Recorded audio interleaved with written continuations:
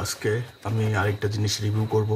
এটা হচ্ছে একটা মাউস, এই যে ফোরটেক মাউস, আর এটার মডেল হইতেছে 1200 ডিএসপি। তো ভিতরে কি থাকে সেটাই দেখাচ্ছে খুলে।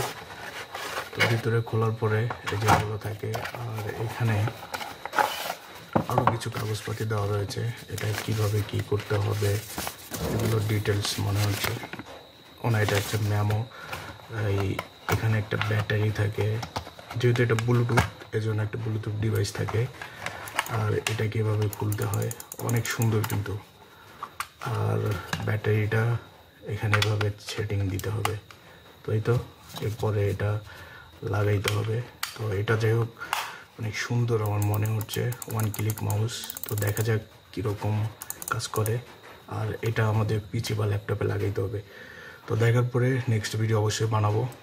তো সে পর্যন্ত ভিডিওটা ভালো লাগলে লাইক করুন, চ্যানেলটাকে সাবস্ক্রাইব করে রাখুন।